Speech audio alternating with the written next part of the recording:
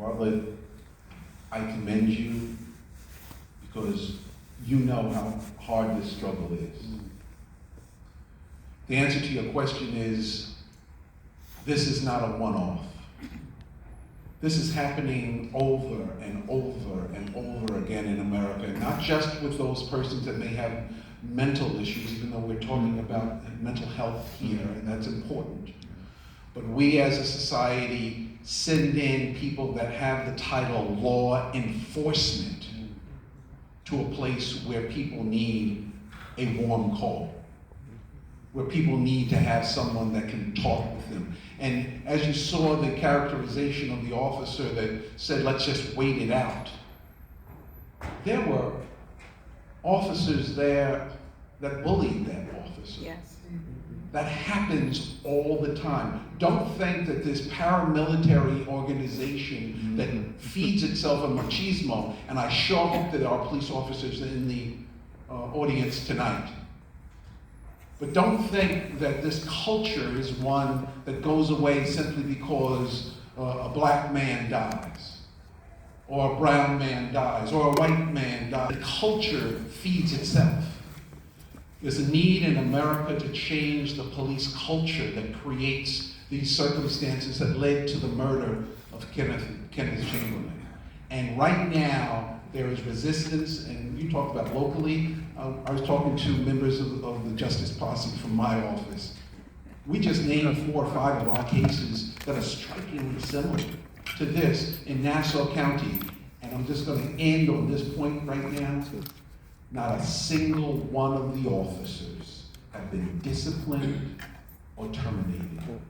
And we have video. Suffolk County, beating of Mr. Christopher Cruz, 19 officers. The DA unindicted that ham sandwich. 19 officers were to be charged. 16 in Suffolk County were granted immunity going into the grand jury.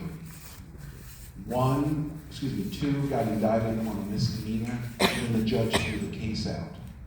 So a man got beat on film, being called names, and nothing happens. We've got to handle that culture. That's our job. And we've got to make sure that we elect people to district attorney and to other lawmaking positions that will change this culture, because it is not just systematic, it is systemic. I think that is one thing that struck me about the film, is that even it felt very, it all took place in one setting. It felt very intimate in a way, that we were sort of seeing something that many of us don't have an opportunity to see, and listening to the comments and the way that people talk that we don't have insight into usually. And I think that, to your point of the sort of culture around how people, what's normalized insofar as people's language and power dynamics, I think that, to me, that's something that really struck me, that this is something that is clear, that it's not happening just one time, that this is something that is built into the system, and we have had an insight through this movie. Dr. Brown, can you talk a little bit about, when we were talking earlier, you had mentioned about how, in seeing this film, as a counselor, mental health professional, you are sort of seeing and you were hearing something different, something that, again, that I think most people might not have insight to. Could you talk a little bit more about how we can sort of interpret the perspective of how mental health was sort of taken and perhaps mistaken in this case? Sure. Thank you for the question. First off, start by saying that black men deserve to grow old.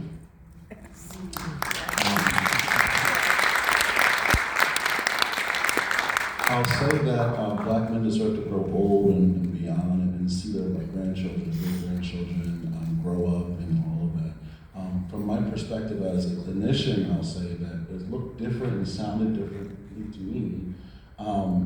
In terms of Mr. Chamberlain's presentation, I've worked with clients who you could probably argue are mentally or emotionally have decompensated. Right?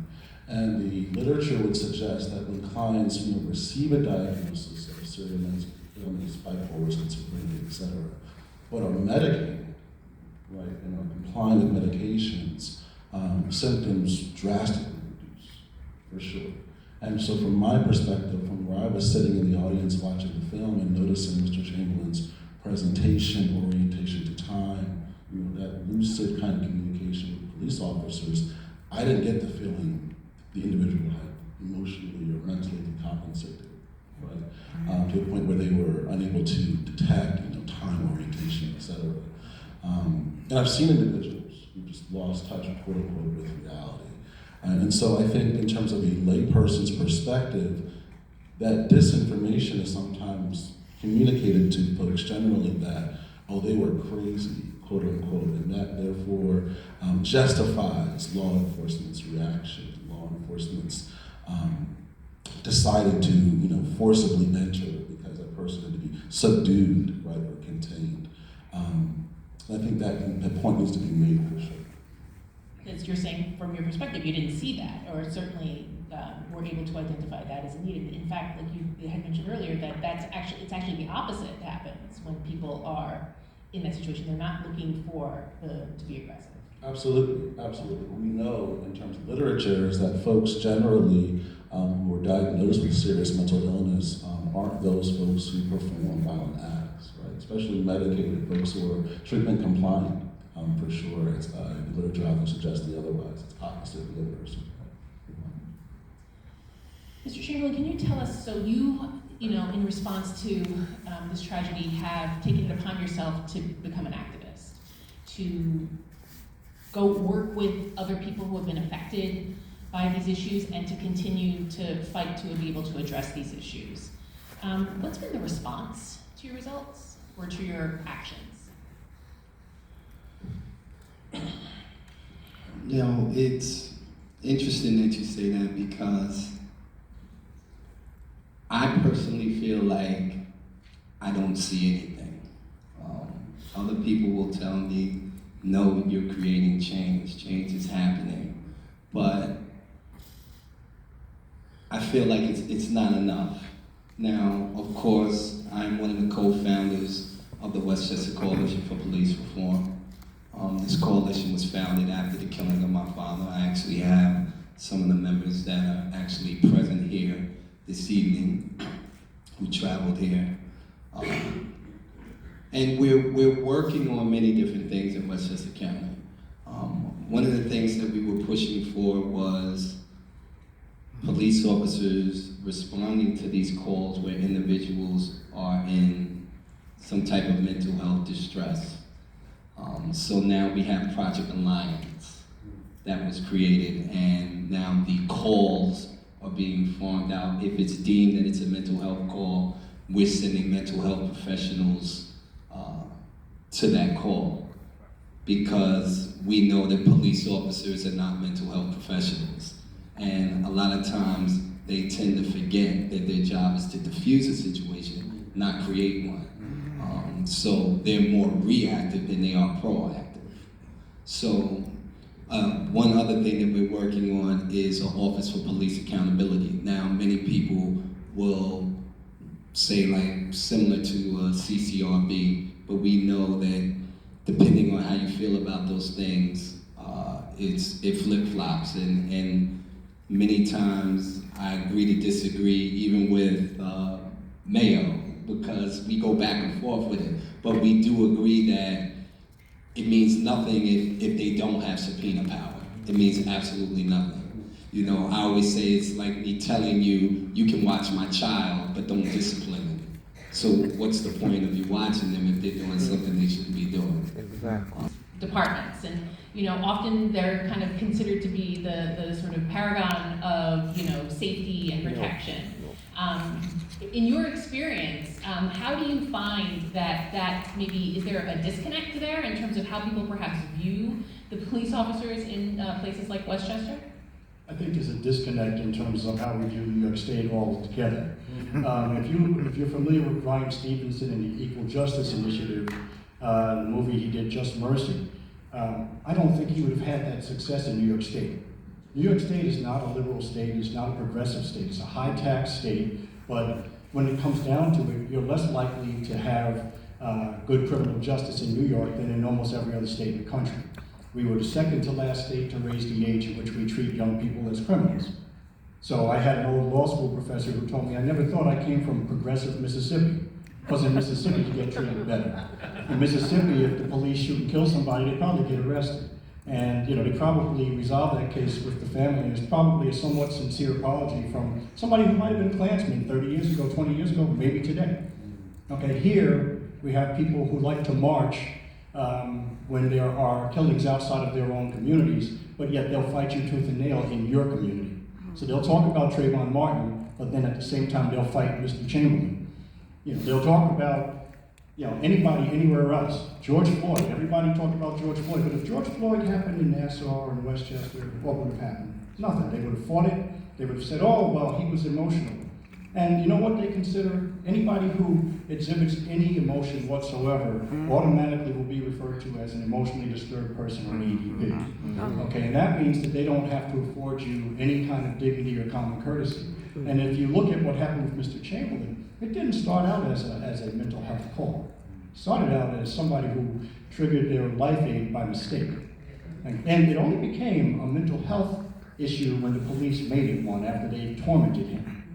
So it's almost like the analysis of Mayor Adams talking about institutionalizing people who are homeless. And I always wonder, what would happen if you took Bill Gates and you took Steve Jobs if he was still here, or you took Elon Musk and some of the high-ranking officials and took all of their assets away and their phones away so they couldn't reach their loved ones and put them in a shelter and let them know that, yeah, you know what, you can even still have this, but you're not going to have access to it for the next 2 years. Be interesting to see what mental health issues pronounce this. Who's treating whom not so well. And instead of actually addressing these things, because we always talk about the fact that in Westchester we spend $6,200 per person per month to be in a homeless shelter. I can put you in a home for $6,200 a month. You'll be the only person in that house. Okay, so we won't dedicate that money toward helping people, and we won't dedicate the money even to the officers, because we've spearheaded a number of police reform and reimagining initiatives in Westchester, and you might be surprised that a lot of the cops were very candid. They said, hey, you know what, I'm a single parent now because I got back-to-back midnight shifts for 2 years, and I never got a chance to spend time with my family, so I never saw my daughter and my wife, and now I'm out of the house. Well, that's something to keep in mind. Is that person probably going to be at their best when they're interacting with us? So Mr. Chamberlain talked about the mental health of the officers. There's something called Project ABLE, and it's generally free. The only thing that it costs is time for the department. And it's the mental health, mental well-being of the officers themselves and how that translates into better interactions with members of the community. But if you don't have proper candidates in the first place, then there's a problem. Anybody who thinks that it's all right to be abusive to anyone shouldn't be a police officer. So that's not going to go away based on training. And the other thing is looking at, what is the mechanism for someone who maybe comes in as a great candidate, they're phenomenal, but they've experienced really difficult things. So now they're no longer an appropriate candidate to be law enforcement. Is there a mechanism for them to transition out or to transition into a different capacity in the police department before we end up finding out later that they're going to hurt themselves or hurt somebody else? Can I just jump on that, because that's such a key point. Officers, when they go through the academy, have to go through a mental evaluation one time. For the rest of their career, they're not obligated to be evaluated, counseled, or seek any help, even after a traumatic incident. And that's a problem, because no one can tell me. I mean, we know that police officers sometimes see the worst things in life, right? They see the worst things that can happen. No one can tell me that after a year, 2 years, 3 years, that you don't need to be reevaluated because you are not the same person that you were when you went into the job. But yet, our police departments, and I'm talking about here on Long Island, refuse to even address any of those issues.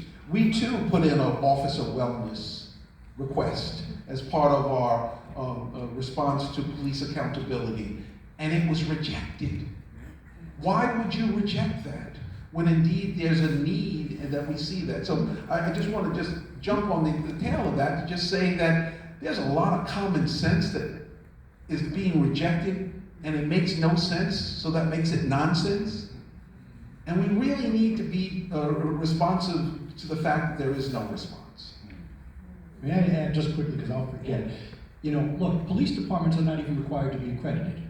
I can't practice law, you can't practice law if we don't have a license. So it's one thing for the individual officers to have a license, that's something that Mr. Chamberlain and I worked on, but how do you feel driving through a town and knowing that the police department itself doesn't even meet the bare minimum standards of the state? So in Westchester County, only 50% of our departments, I think we've got 43 or so departments, are accredited, and in New York State, only 25% are accredited. Okay, you ready for this? On Long Island, of the 46 or 44 police departments on Long Island, only 8 are accredited. Nassau County is not. Locally, nationally in Westchester County, we only have one police municipality that's nationally accredited, and that's Scarsdale. Where the money is. That's like a licensed electrician not having a That's where license the coming in money is. and doing wiring in your home. Or a doctor that's performing surgery on you and they're not a licensed doctor. Except for it's a life and death situation. I actually just want to kind of continue that point with one of the, going back to the film, and you had mentioned that there's, you know, Mr. Rudy, you mentioned like there's always sort of that one who is, you know, kind of like, you know, trying to advocate, trying to have be a little bit more level-headed. But the character of Rossi, I've heard in that film, is actually a fictional character, right? Like that, you know, he was the character, right, that was trying to advocate for, but that was actually a character that was created because there really was no one else sort of balancing it out. No, there was no Officer Rossi in the film, in the day my father was killed. No officer tried to assist my father the day that he was killed. Now, you did see someone portraying my cousin Tanya. Tanya was there. She was there the entire time, and she begged them and pleaded with them to let her speak to my father. And they would not, at one point, allow her to speak. When David Medellin and Rico Natale put Officer Rossi in there, they wanted to just show another side. They wanted people to say, look, if they would have listened to Officer Rossi, what could have happened, what the outcome could have been. And I have many people, interestingly enough, we've had police unions that have watched this film, and one of them came on the thread, on a social media thread, and said, I heard that this movie is not accurate. And someone came underneath it and they said, yeah, there was no Officer Rossi.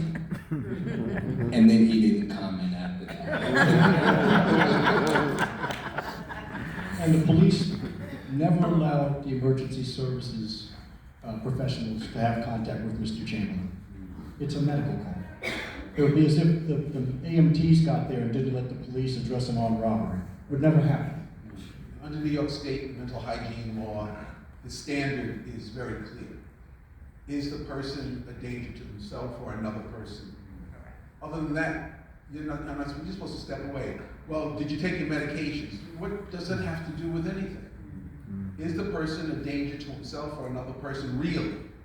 Not because you think it is, but because of something that has happened.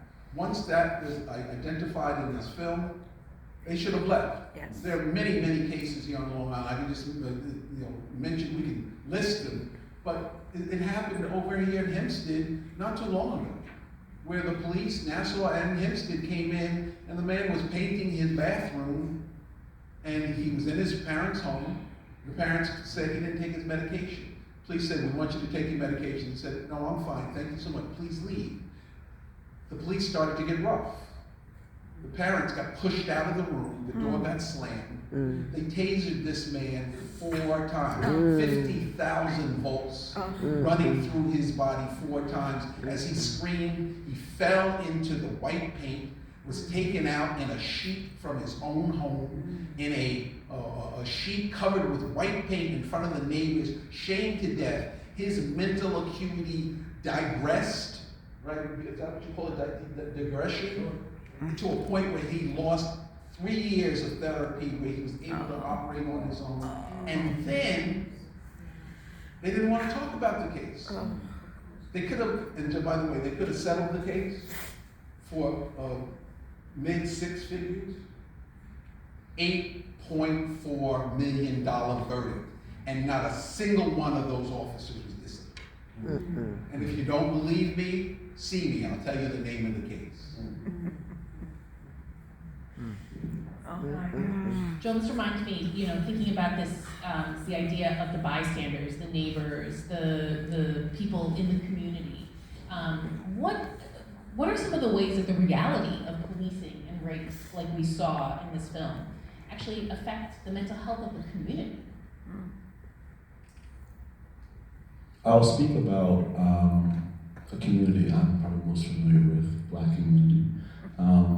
And I'll say, I was speaking to, I'll call her my sister in the audience, and there is this real fear, this visceral fear from folks in Black communities, Black and brown communities as well, Latinx, etc., regarding the intersections of policing and community, their environments, their sacred space, their homes, their communities, where they fellowship, where they have fun, enjoy themselves. And it begins to color the experience very differently because we speak of generational trauma, right? And how those experiences can live in the storytelling of folks passed down through generation. You know not to, I know not to, I grew up knowing not to call the police if a fight broke out, right? And so we talked about that acculturative stress, knowing that as a 13-year-old boy or 11-year-old boy, you have emergency services available to my white counterparts. In times of distress, in times of confusion, I knew, I was acculturated to know, you don't call the police. We'll handle this in-house. Because the implications of that being very dire, right? In terms of life-threatening, the stakes were too high.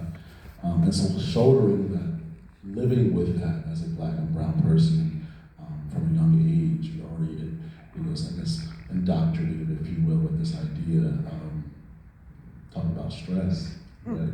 The implications of stress, diabetes, depression, etc., right? Anxiety, you kind of groomed into that from a young age. So, myriad implications. Well, even the idea that those who are supposed to protect and serve and safe, you don't feel safe. Absolutely. I want to just tell Melanie if you could start getting ready for audience questions. We're going to be happy to be able to take some questions for the panel. And so just raise your hand. Find it on Long Island United's website. They've got it posted there. We also had it on our site, that being Long Island Advocates for Police Accountability. It has been, from coast to coast, touted as one of the best written pieces of community work on reimagining and reinventing police and police reform. It talks about many of the things that Brother Chamberlain spoke about. What makes this a tragedy, this document a tragedy, is that as it was presented as a gift to Nassau County, and I'm talking about, and some of the authors are here in the audience, hundreds of hours of blood, sweat, and tears, making this happen so that we might be able to change it, so just one life might be changed.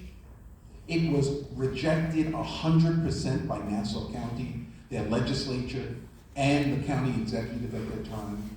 And Suffolk County has barely scratched the surface in looking at any aspects of it. If there is a crime that's going on right now, it is the actions of legislators who've been elected and the county executives that know that this exists as real answers to real problems about the issues of how to deal with the questions of mental illness and the questions of police interaction, about officer liability insurance, about the changes of a accountability organization like a complaint review board. We wrote the legislation. We wrote the legislation and handed it to them. And not a single one had the gumption, and I'm being good because I'm not going to cuss. Not a single one had the gumption to pick it up and say, this makes real sense. Let's start working on the 12 different portions of this one by one. When we turn away things that make sense, it's incumbent upon the people that elect these folks to say, I'm sorry, but I'm not going to let another black or brown man die at the hands of police because you simply refuse to change what you are and who you are in the way that you do it. So I urge you to take a look at the People's Plan. Put it in, just throw it into Google or any search engine. It'll come up. And go to Long Island United. Their website is up to date. And look at it. And Lifeblood, we certainly would encourage you to join an accountability organization because this is necessary. There are young men right now who don't know where they're going to go for help and that get arrested and abused every day, and any one of them could be the next wake that we're going to. We also have information.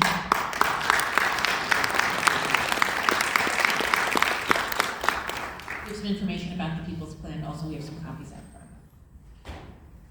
front. In my estimation, it's important to know who you're voting for and to make the elected officials tell you why you should be electing them. It's not enough that you go to a house of worship or you have a bouncy house with kids and show up and you smile and shake hands. That's meaningless. Okay, where do you stand on the difficult things? Where do you stand on police reform? Where do you stand on accountability? They never ask these questions. So partner with the Women's League of Voters and partner with other groups. Create your own forums where you get to ask these questions. Get it televised locally. Ask News 12 to focus on it. And if candidates don't come in, find them not to be qualified based upon the fact that they didn't come to the forum. But when you start asking them these questions, I'll tell you now that they all want support of the police union. But most of the police don't live in town in the first place. And those who do are very small percentage. Nobody wins an election based on the police vote. But they can lose an election if people do not feel that they represent us. So in my mind, there's a dynamic that the media really works hard to set forth. And that's an us versus them. It's those who love freedom, those who don't. If you're pro-police, you're a patriot. If you're saying what happened to Mr. Chamberlain was wrong, you're an activist. Okay, so now if you have to choose between being a patriot or an activist, most folks are going to want to be the patriot. Okay, they don't understand what the activist means and it has a negative connotation.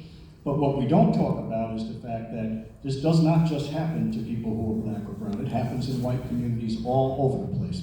It happens to women. It happens to children. And so when you stop and look at the fact that there's an illness here, and that if it was happening somewhere else, by the way, if it was happening in Iran right now, we'd be talking about Iran's human rights record, right? But when it's happening here, we ignore it. We pretend that, it's not a big deal. So we have to really call it what it is. Don't allow someone to tell you this is not who we are, because it's 100% who we are. Okay, it may not be who you want to be, but this is what we are. And it's disservice to the police that are trying to do the job correctly. Because if I'm a horrible officer and everybody else up here is a great officer, I'm putting them all at risk, because all you're going to know is we're from this department and I've been out there abusing people. But no one's going to know that it's me. They're not going to take the time to make that distinction. And quite often, when you look at the officers who got shot and killed in Dallas, they had nothing to do with what had happened. They were targeted because somebody had misplaced anger.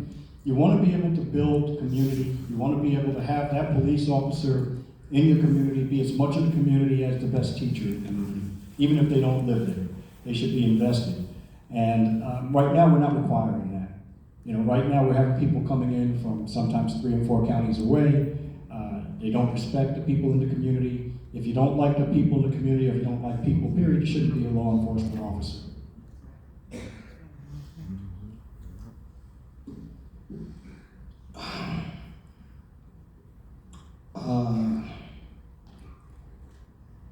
In 2020,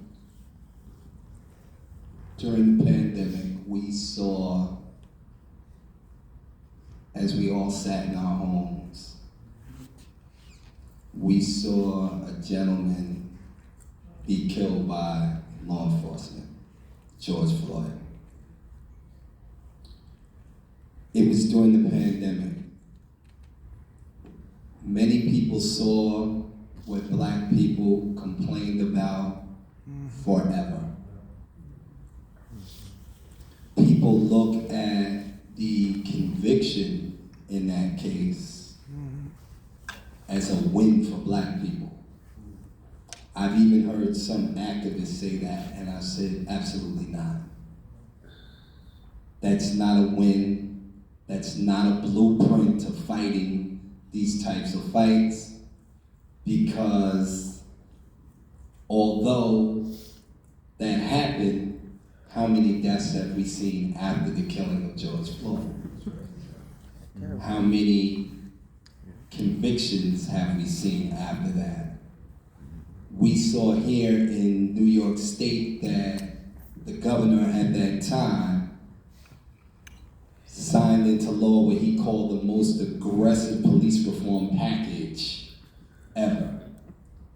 He told all of the cities and towns and villages in New York State to get together and reinvent and reimagine what policing could look like. I mean, me, myself, I really don't understand what that meant when he said reinvent and reimagine. I really didn't understand it. But here we are in 2023. What's changed? And this is what I try to get people to understand. What has changed? Nothing has changed. You have this book that's a blueprint, but they won't take it because they say that they believe in the rule of law, but they actually do not. They don't want to see the government, its agents and officials held to the same set of rules that enables a fair and functioning society. Absolutely not. And I often say that here we are over 160 years ago. In these fights, we are reminded of what a chief judge said when he said that a black man has no rights by which a white person is bound to respect. It has not changed. So, as Mayo said, we have to look at who we're putting in office. And it's time to get them out of there because they're bought and paid for. And they're only concerned with their own well-being and not the best interests of the communities that they serve.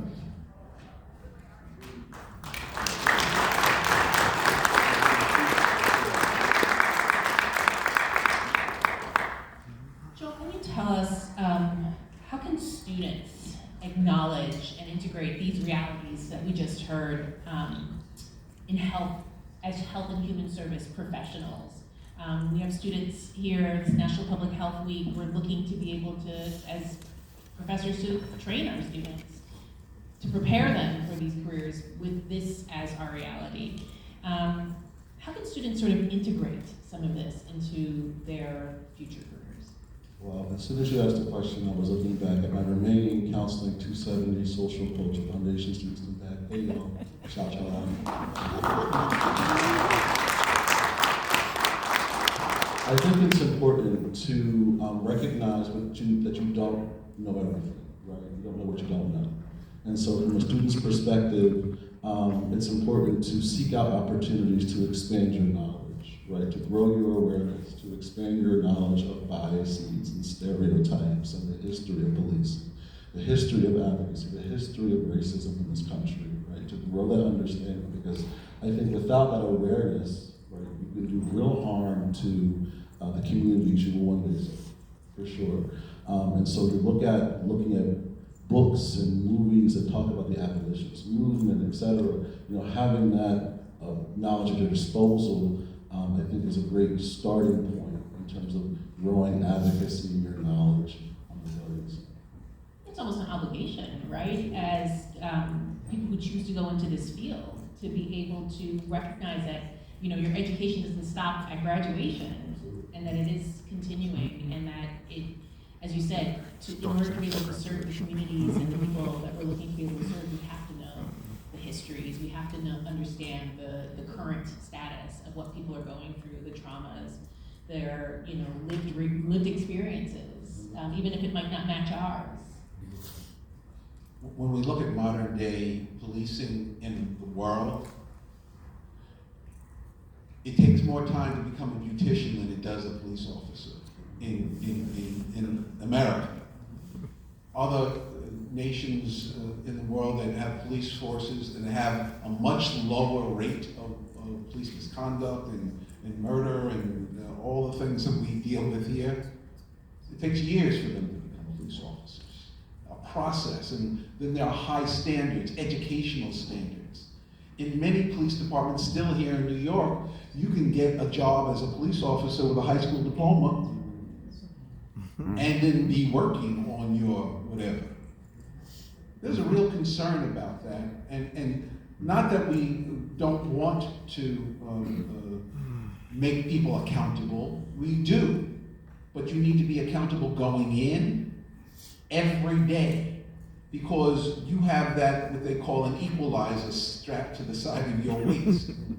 And the default is to use force. The default is to restrain. The default is to command. What they teach in the department is not, back off and give the person some room. It's escalate and take control. You've got to be in control. And we saw that depicted here in this film. That's a real problem when you have someone that all you're doing is escalating a situation and pushing them over an edge, and then they become Eleanor Bumpers. Then they become Kenneth Chamberlain. And then if there is not audio or video, it didn't happen. That's a problem. We've been telling folks this for years, right? Decades, centuries. And understanding the history, professor, of where policing comes from in America, if you don't look up the word, write it down, slave patrols. Right. You need to tell the story to yourself first and understand that most police departments don't teach that in the departments. They don't even mention the fact that slave patrols came into place to keep black people in line in America. And we grew then into modern day policing. If you don't know that, we as a society have a problem, and a real problem. So I think that's what you were alluding to, because if you don't know your history, you're bound to repeat it. And that's where we look to our students to not go for the okie doke. And if you don't know what the okie doke is, it is when they tell you just any old thing and you go, okie doke. Don't go for that. You be smarter, you be brighter, you be sharper, and be the real Rossi in the room. And then say, you're gonna have to take me out of here, because I'm not allowing that to happen on my watch. Just imagine if we had these things.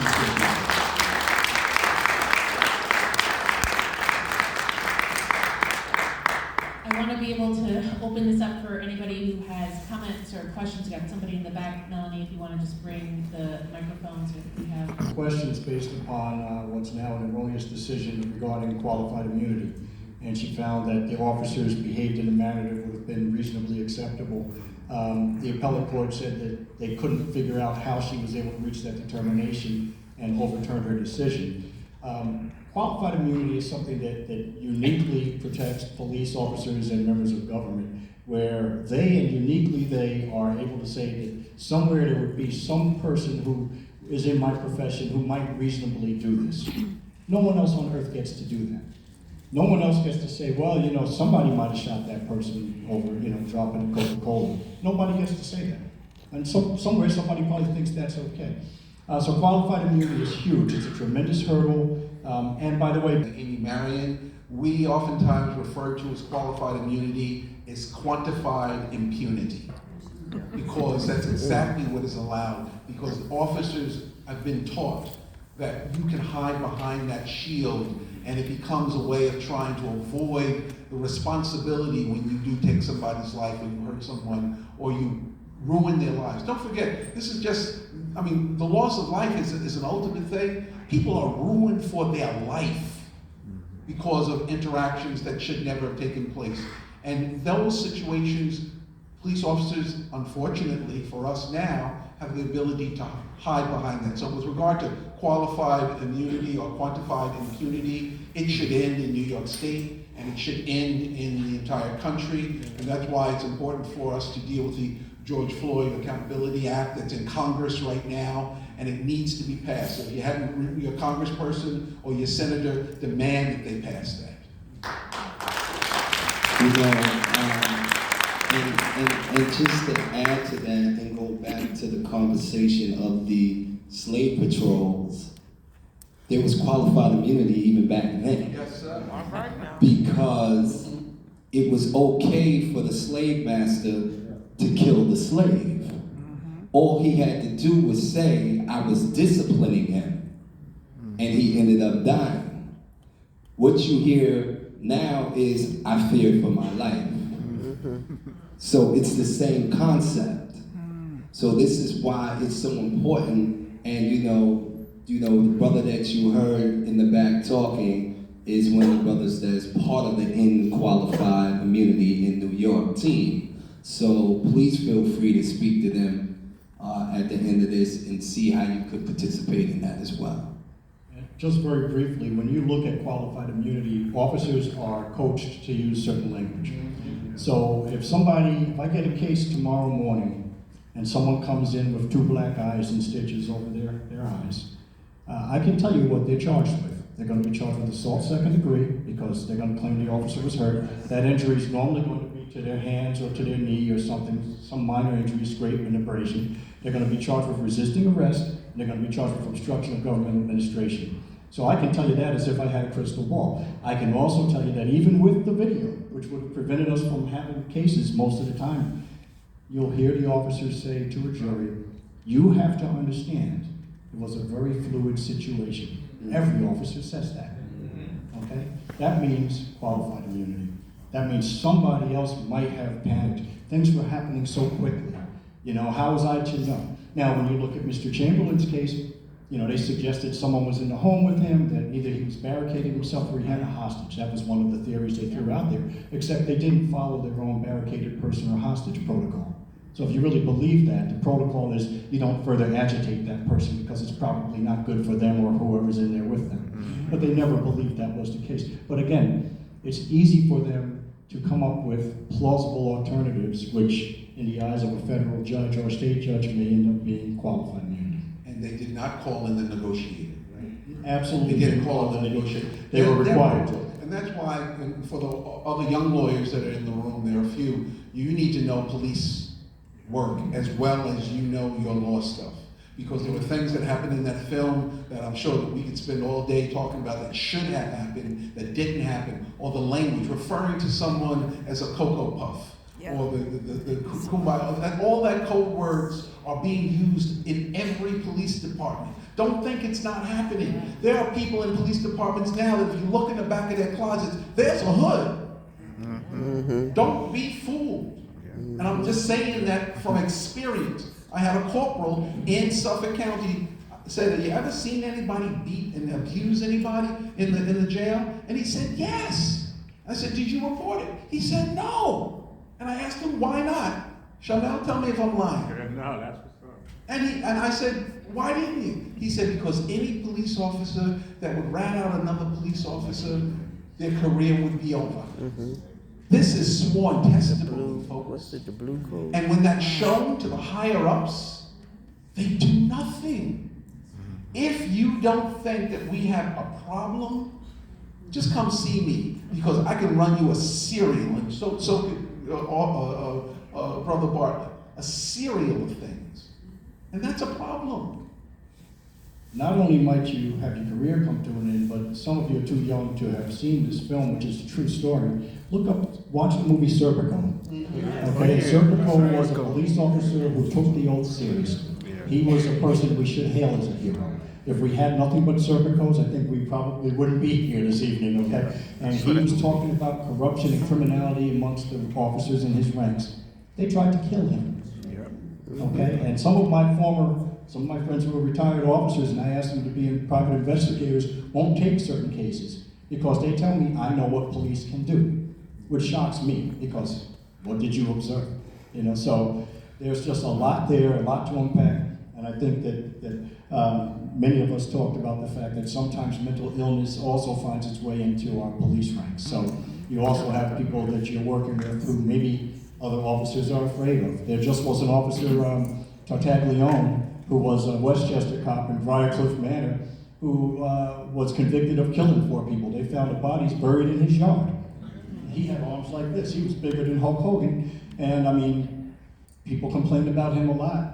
And apparently they weren't necessarily wrong. And he was also in Larry Epstein's cell right before Mr. Epstein died. So it makes you wonder who you're dealing with. And look, it's not easy to be a police officer. I'm not telling you it is, but that's a job, again, that you're not drafted for. And if you take that job, you're taking that job and you're entrusted with a tremendous amount of responsibility.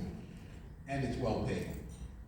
There are police officers in Nassau and Suffolk County, the 2 highest paid departments in the country, that are making well over $300,000 a year. And I'm not begrudging them money, but if you're going to do that job and have that level of compensation, you better be crystal clean, clear, and on top of your game. You don't get a chance to go into a neighborhood and abuse folks and then laugh about it over a gin and tonic.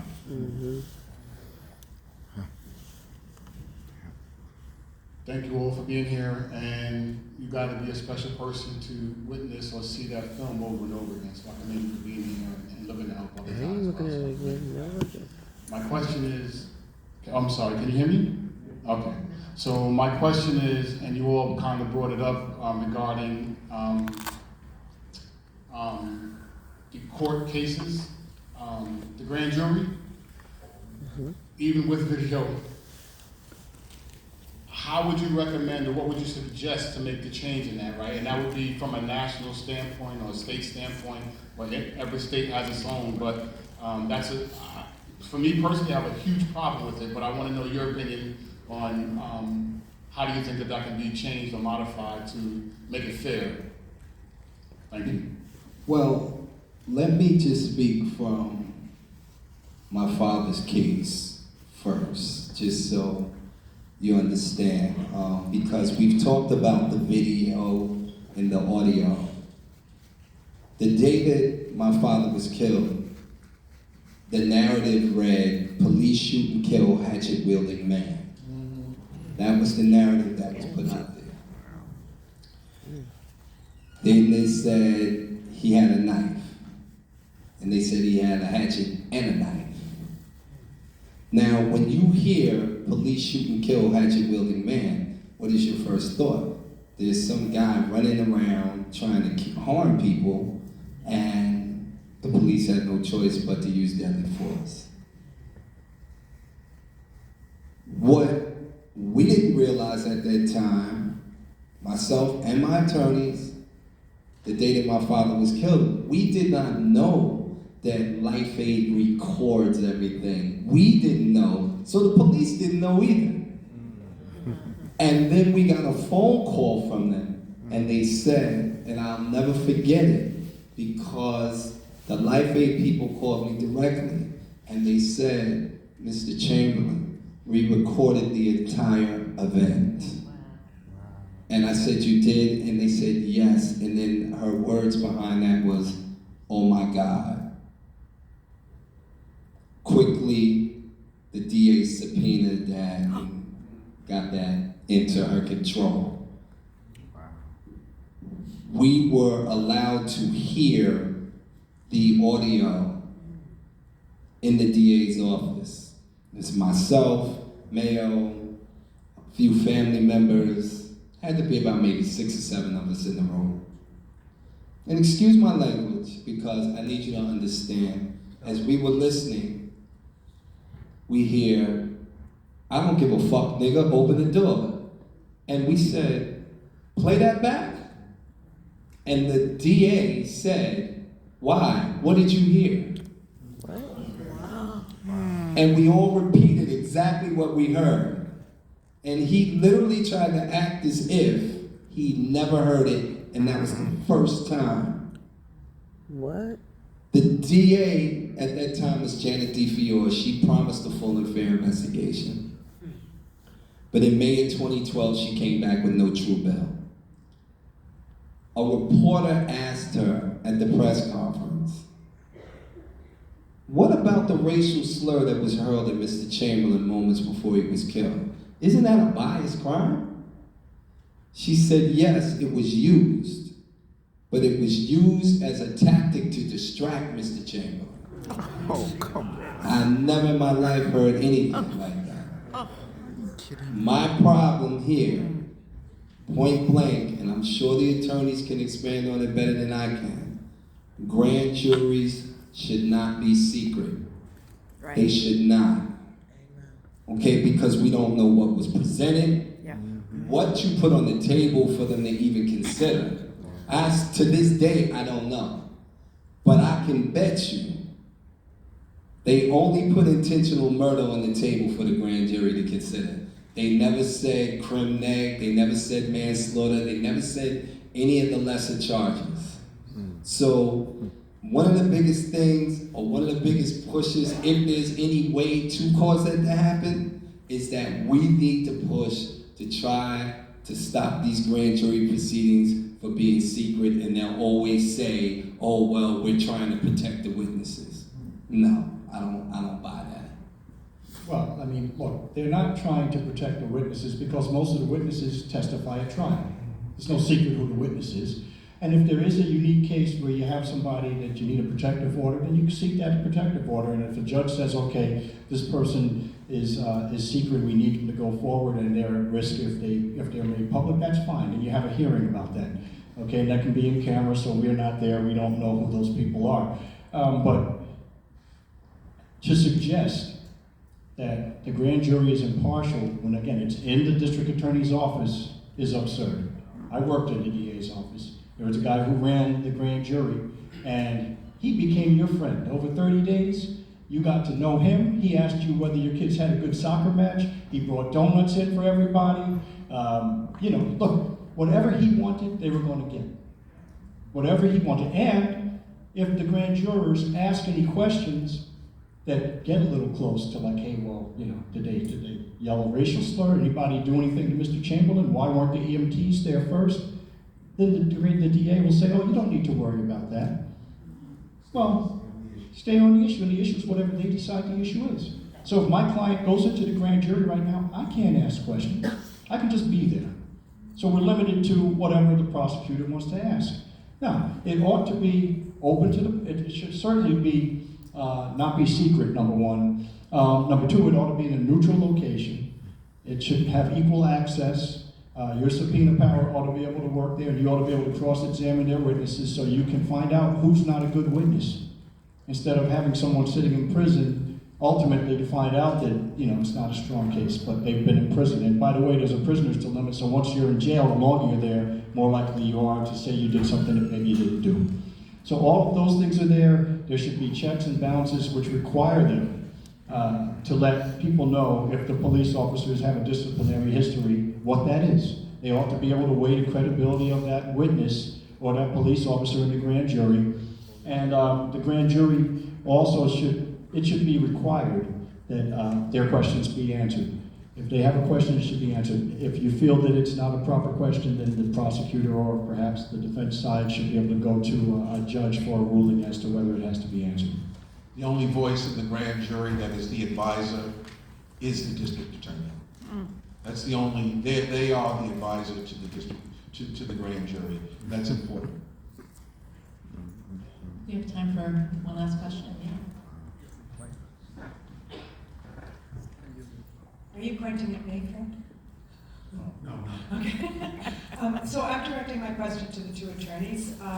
You made reference to the licensure of different police departments and how few of them are actually licensed or certified. I'm a criminal defense attorney, I've never heard that description of a particular precinct, police department, and I'm wondering if there's any significant difference between a police department that's certified or licensed and one that is not. And what does licensure mean? What does that mean? I mean, I know what it means in the law, I know what it means for doctors, but what does it mean for police officers, or police departments, rather? Well, the license would go to the individual police officers. Accreditation would be for the department. So in order for an individual, right now there's no requirement in New York State that they have a license. Again, a beautician has to have a license. You can't be a beautician. Electricians, lots of different people have to have licenses, but police don't. And so what we would look at is whether the department as a whole has training that meets the bare minimum. Because when we're talking about licensing, it's the bare minimum. You get a driver's license, doesn't mean you're Mario Andretti or something like that. It means you can parallel park, right? So we're talking about police departments that don't even have that in place. So you may not have training because there's not a training officer.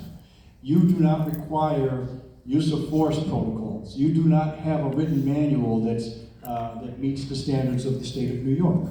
And again, those are the bare minimums. The best departments, they want to have above that. They want to really do a great job. Our Bedford Police Department goes out of its way to do as much as they can. Matter of fact, to try to become a training hub for the region. That's what you want. That's what I want. I want my police department to be the best they can be. I want my lawyers, my doctors, I don't want them to say, hey, I did the bare minimum, or maybe I didn't even do that, but just come and see me. Let's see how if I can get that tooth out tomorrow. Okay? Nobody wants to have that happen. So when we have people that are in that position, sometimes you have well-intentioned people who are not being trained properly. And sometimes that even leads to them shooting each other. So there's a case in Westchester County, Delroy Henry, DJ Henry, who got shot and killed. He was a Pace student football player. And there were multiple police departments that responded to a fight at a bar. None of the kids should have been in the bar. Everybody was too young to be there. But nobody dealt with that part of it. The fact that that bar was making money off of underage kids for who knows how many years. But when the police came, they were on different channels, they were different departments, different protocols, they didn't know that they were there. One of the cops thought he shot another cop, and we don't know, maybe he did, okay? And that's when that cop jumped on top of their car when they were trying to just drive away. They didn't want to be there anymore.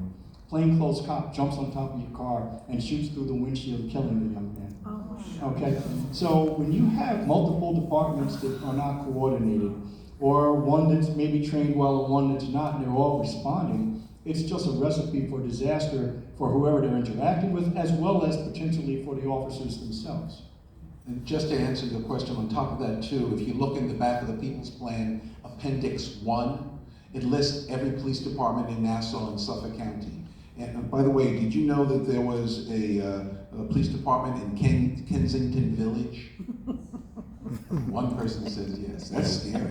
But of those, there are 22 in Nassau, 20 in Suffolk County, and they are denoted police agencies accredited by New York State Department of Public Safety. There are only 8.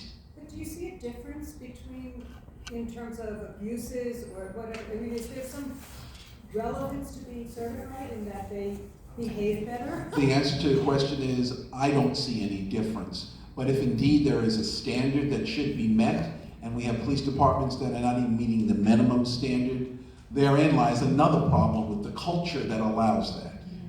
Think of it this way. You have kids. Your child's just starting to drive.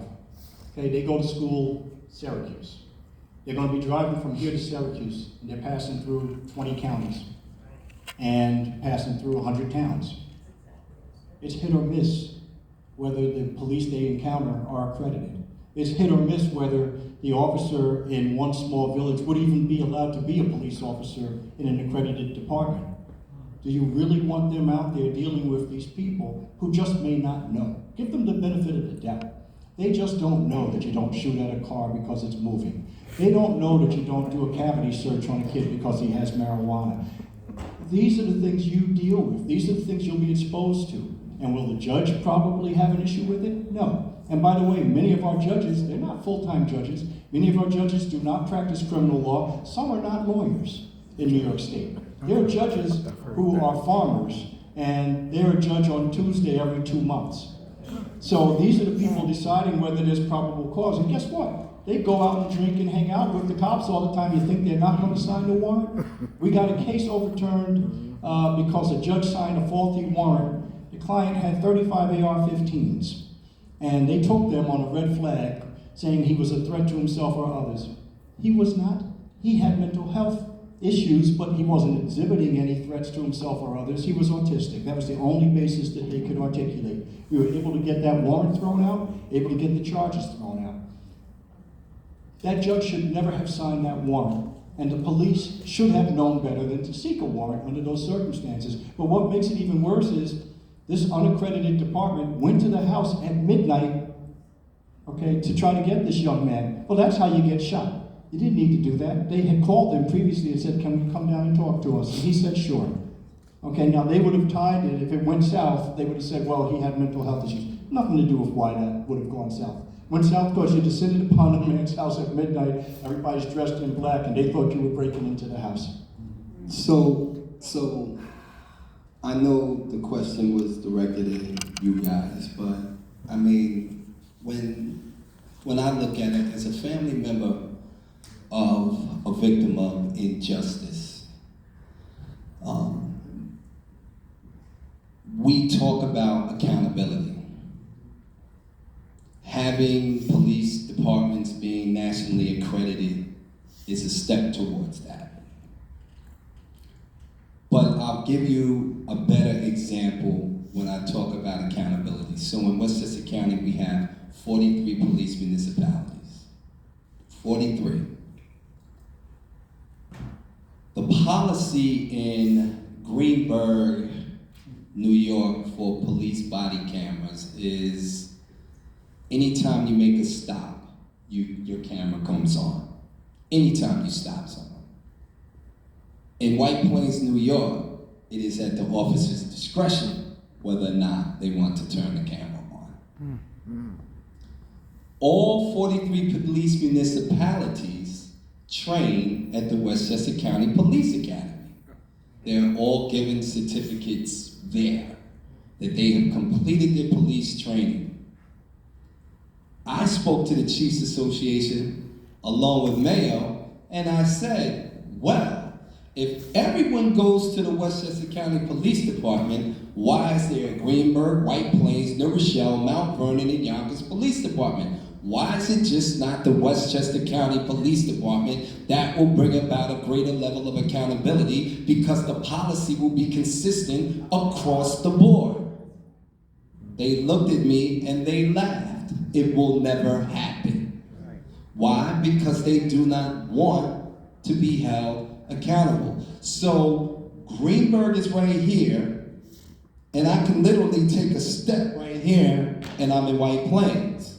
The rules change that fast. So this is the concern, and this is why we need not just accreditation.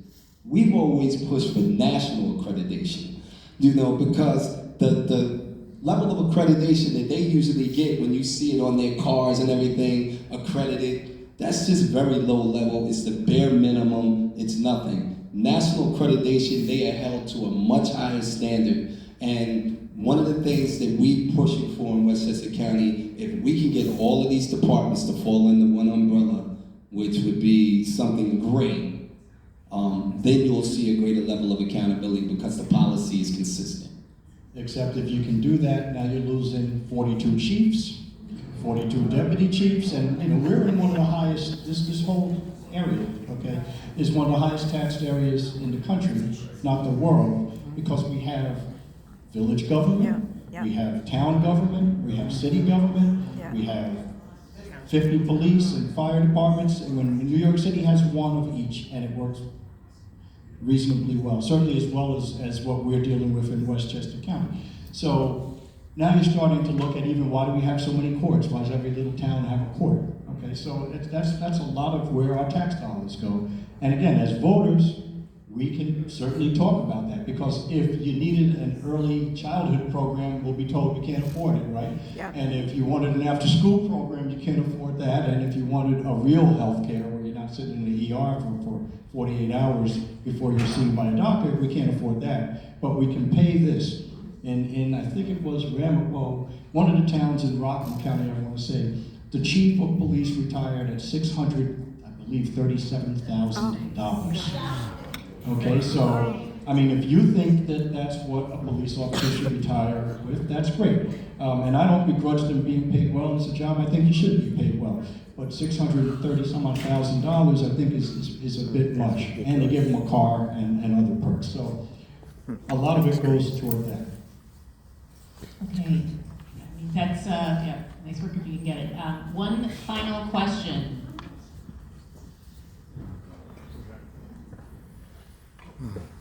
Hi, I just want to thank you for being here, and really, it's been eye-opening. I'm a minister in Garden City, and so really I just sort of drive in and drive out, use ways to get here. But I'm not local here, really. I do live in Westchester, where you guys live, so I came in with you. But what's interesting, this is working perfectly. And as you said, Kenneth, this is exactly why it doesn't change. This underclass, and I don't mean disrespect for hard-working, honest, and officers with integrity. But this underclass that is perpetuated throughout our society is holding up the underpinnings of this hierarchy, this patriarchy, this system that keeps us exactly where we are. So many of us have done so much in order to be able to get whatever accreditation or licensing we have. I'm a minister, trust me, it's a lot. This is what we do. We live with this. But yet, we do not have the same for those who carry a badge and a gun. What does that say about who we are as a society? Amen. If police are allowed to operate as minions, who is being served? Or are we being served up?